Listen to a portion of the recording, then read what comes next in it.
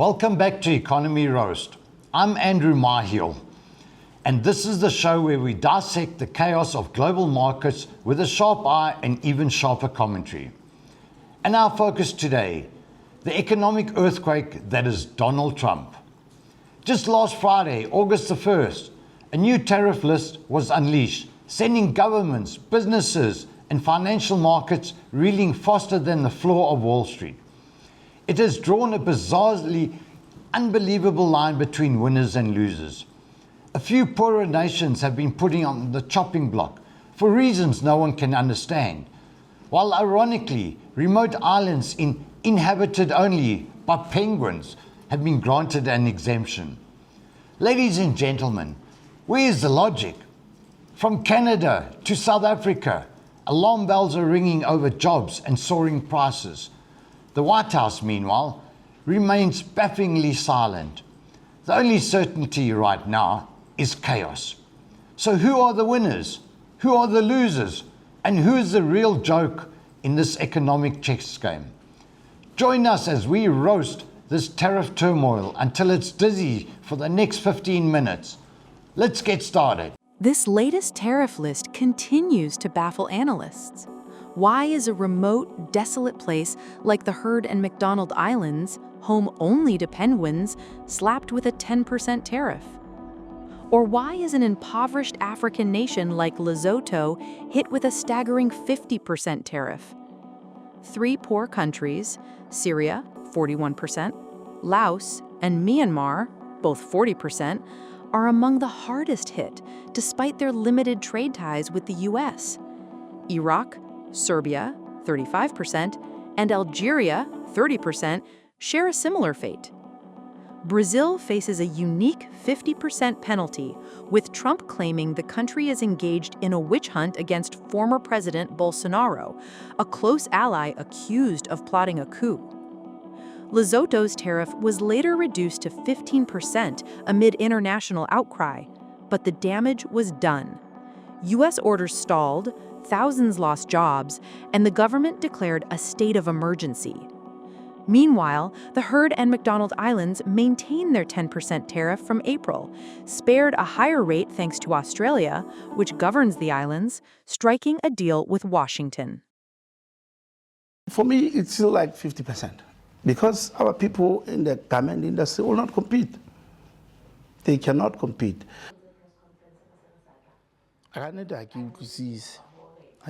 We have particularly two countries that are going to be giving us a bit of a run for the money. This is Eswatini and Kenya. They both have 10%, and they are both in the same market as us. And it will be quite easy for the buyers to switch their allegiance to these two countries and place orders in these two countries. Thank you, sir. We have close to 12,000 jobs that are directly on the firing line because of this tariff. But there's an additional 40,000 that depends on this 12,000.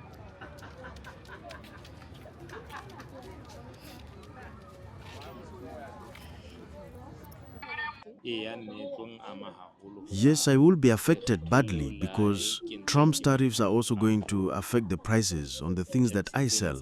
I will also have to inflate the prices, and now my clients will also stop coming because they can't afford what I'll be selling.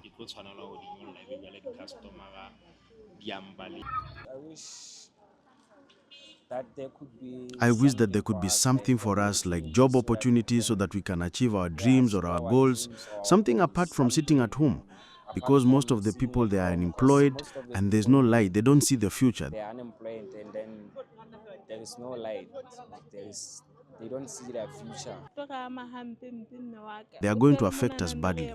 Because even here, we only come on weekends because of the municipality. It's really hard for us. There are no jobs, there are no informal settlements where we can sell our clothes from. It's a serious problem.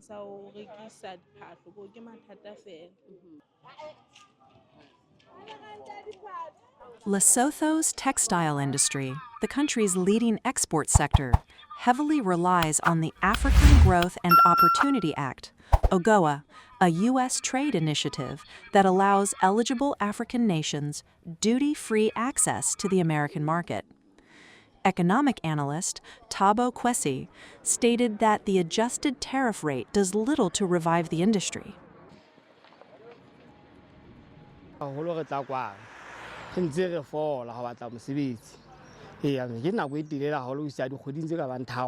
We have been coming here and lining up for jobs for almost 3 months.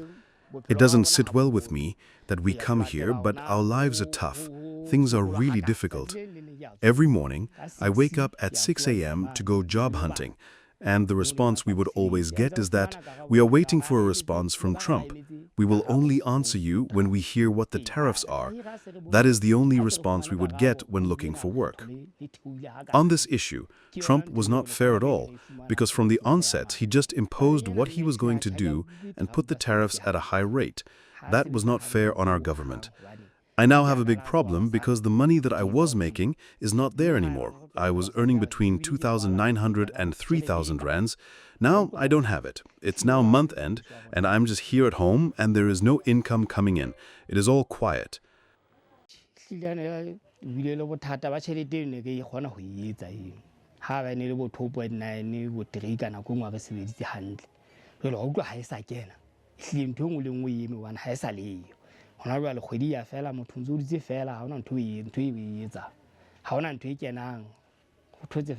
The buyers have cancelled to place orders emanating from Lesotho. So this says, as we speak now, most workers, they're at home. They were put on short time, you know. So it means the 15% didn't make the difference, you know, because the orders are not coming. The US market was very big and paying very good, you know, in dollars. And factories here, they were able to make a huge profit because once you import raw materials for export purposes, you don't pay duties, meaning that the factories, they were making huge savings starting from securing the raw materials, you know. Now that Mr. Trump has lowered the tariffs, I'm still hoping that we will get our jobs back. I'm only hopeful because this is what the factory owners were running away from, saying there's no work for us to do.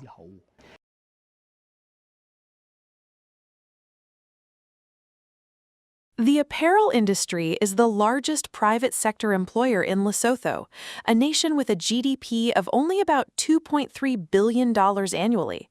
The United States accounts for nearly 20% of Lesotho's total exports, including clothing for brands like Levi's and Reebok, which are sold in retail chains such as Walmart. Although the 50% tariff was only a threat, orders have nearly vanished, production lines have halted, and workers have been laid off. This landlocked nation of 2.3 million people has thrived for more than 2 decades thanks to the African Growth and Opportunity Act, or AGOA, a U.S. trade program that allows goods from dozens of African countries to be exported to the U.S. duty-free. However, the recent U.S. decision to reduce the threatened tariff to 15% instead of a complete waiver came too late to prevent damage to the small African kingdom's textile industry, which had already been hit hard by months of trade uncertainty. The American market, we were in the verge of building it. At the time that the tariffs came, we were around 10%. We lost like 200 jobs. Because, as you know, American orders, the specs and everything are higher than the local markets. So basically, we had to lose a quite substantial number of people. Impact, we lost a lot, but now coming back is good news for us. And then talking to our buyers, they are positive in going back to the table to discuss business again. So, yeah. These are cutting tables, as you see, going all the way to the wall there. At peak production, all these tables would be laid and cutting would be going on here. Factories, of course, are in there to make business. If they are not selling anything because they are not getting any orders, then of course they have to close. As it stands right now, A few have in fact closed. Most of the factories that are still operational at this stage are those that are selling to South Africa, which is part of the regional market, and we should expand on as it would be. According to Oxford Economics, this sector employs about 40,000 people and accounts for approximately 90% of manufactured export earnings. The declaration of a state of disaster allows the government of Lesotho to quickly reallocate its budget towards programs to combat youth unemployment and stimulate the economy, including free business registration and the establishment of a fund to support startups. Trade expert David Hennig from the European Centre for International Political Economy, ECIPE, in Brussels, suggests that without a specific explanation, the US might still be relying on its old formula, which is to impose heavier taxes on countries with large trade surpluses with the United States. President Trump argued that these trade surpluses pose an unusual and extraordinary threat to the national security and economy of the United States. However, many economists disagree with the notion that trade deficits are inherently harmful. Trump's tariff policies are currently facing legal challenges and may be brought before the Supreme Court for review. Nevertheless, the tariff standoff between the US and China, the world's two largest economies, remains unresolved. After a series of tit-for-tat announcements, both sides agreed to a temporary pause until August 12th. U.S. Treasury Secretary Scott Bessent stated that any extension of the truce would only be confirmed once President Trump gives his formal approval. Ladies and gentlemen, 15 minutes of economy roast have flown by, and President Trump's tariff gamble remains as unpredictable as ever. They say that in a casino, the house always wins. But in this game, where the house is also a player and the stakes are the prosperity of nations, the rule seems to have changed. We've seen players pushed away from the table, like Lesotho's garment industry. We've seen other players forced to call the bet with great hesitation. We've also seen those who cheer for the house, the American people, footing the bill for the game with every item they purchase. So who really wins? Perhaps the only true winner is uncertainty itself. In a world where a single tweet can disrupt an entire supply chain, maybe the greatest lesson isn't how to win, but how to avoid losing too badly. A sincere thank you to our experts for their sharp analysis. Thank you to our audience for your attention. And don't forget, economics might seem dry, but here at Economy Roast, we always know how to spice things up. Goodbye and see you next time.